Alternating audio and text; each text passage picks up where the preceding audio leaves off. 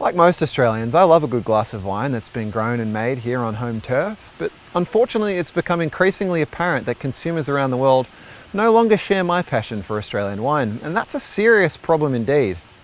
If you chart the production and value of Australia's wine exports over the past 15 years, a very interesting narrative becomes apparent.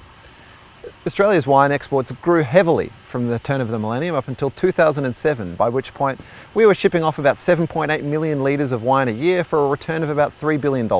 5 years later, in 2012, we shipped off 7.2 million litres of wine, a drop of just around 8%. Unfortunately, the returns we got for that wine had dropped by more than 30% to $1.8 billion. That's a very concerning statistic when you consider the fact that almost all of the growth that Australia's seen in its wine industry in the past 2 decades has come from the export sector. If you're a producer of boutique high-value wine in a cool climate, it's going to be quite easy for you to pivot away from a robust, high-alcoholic red wine, which is very unfashionable now, towards something more in line with what consumers are looking for today.